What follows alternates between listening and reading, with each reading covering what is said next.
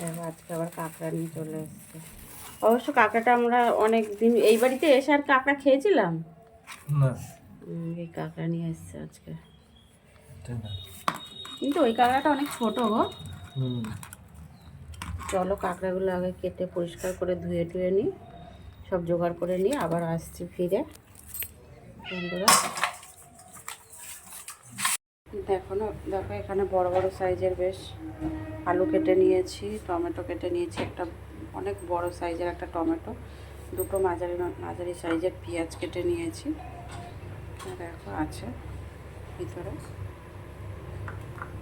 তো এখানে কাঁকড়াগুলো কেটে ধুয়ে পরিষ্কার করে নিয়েছি, নুন হলুদ মাখিয়ে নিয়েছি। এখানে আদা, জিরে, ধনে, গোটা শুকনো লঙ্কা একসাথে পেস্ট করে জল দিয়ে গুলে রেখেছি। আর এখানে দেখো কড়াই তেল দেওয়া হয়ে গেছে, তেল অনেক গরমও হয়ে গেছে। এবার আমি কাঁকড়াটা বসাবো।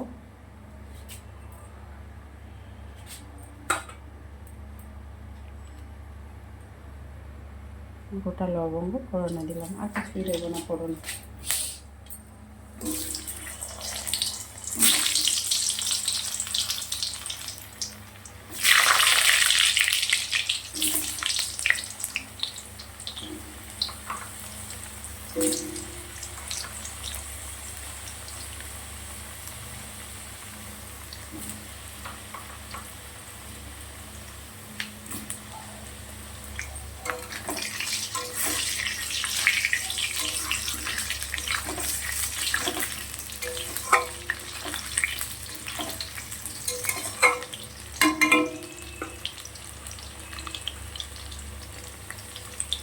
নুন দিয়ে আলুটা ভেজে নিই।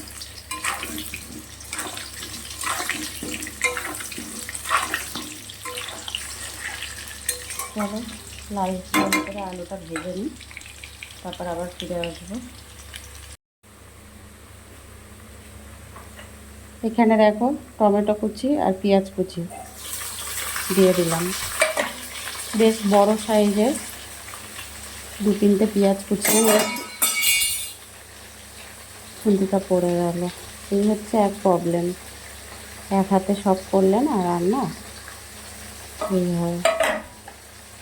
তোমরা দেখো বন্ধুরা, আমার মাঝে মাঝে কড়াও উল্টে যায়, উল্টে যেতে চায়, কিন্তু এখন অবধি এরকম কিছু হয়নি।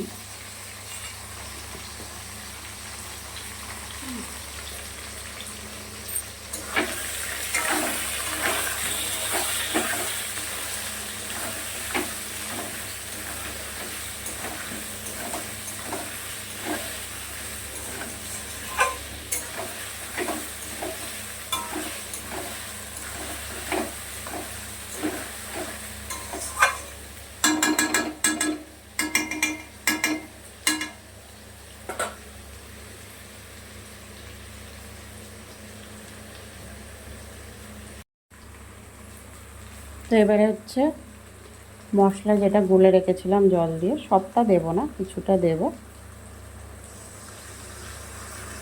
দিয়ে দিলাম।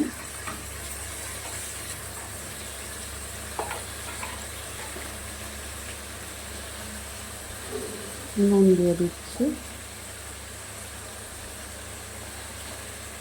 নুনটা স্বাদ মতনই দিলাম।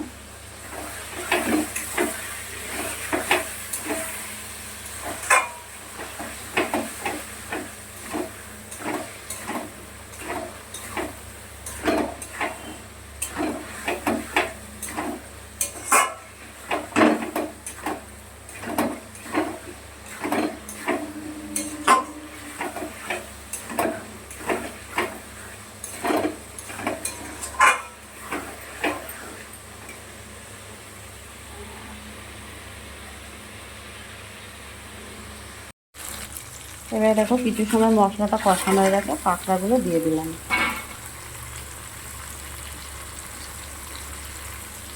হলুদের গুঁড়ো দিয়ে দিচ্ছি পরিমাণ মতন,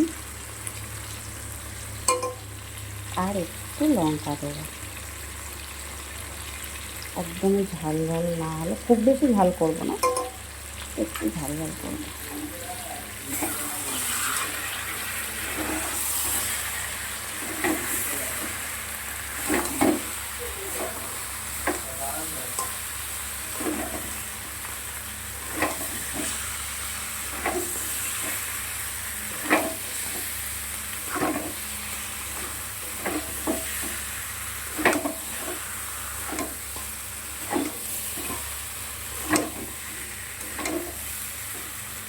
এবার আমি কিছু সময় ঢেকে ঢেকে রান্না করে নেবো কাঁকড়াটা। তাতে কী হবে, আলু সিদ্ধ হয়ে যাবে, কাঁকড়াও সিদ্ধ হয়ে যাবে।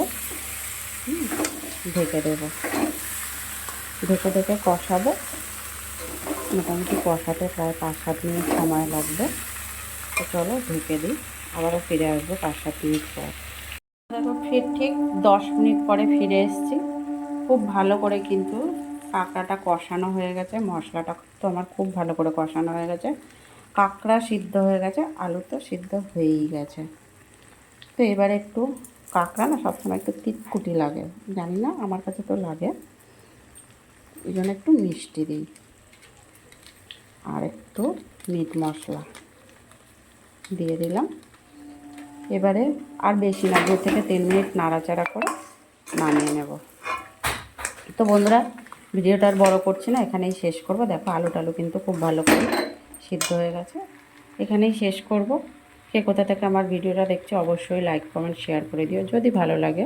যারা আমার ইউটিউব চ্যানেলে দেখছো একটা সাবস্ক্রাইব করে পাশে থেকো, ফেসবুকে যারা দেখছো একটা ফলো করে সাথে থেকো। আবার পরে দেখা হবে, ছোট্ট একটা ভিডিও নিয়ে চলে আসবো তোমাদের মাঝে। তত সময়ের জন্য সবাই সুস্থ থাকবে, ভালো থাকবে, কেমন? টাটা সবাইকে।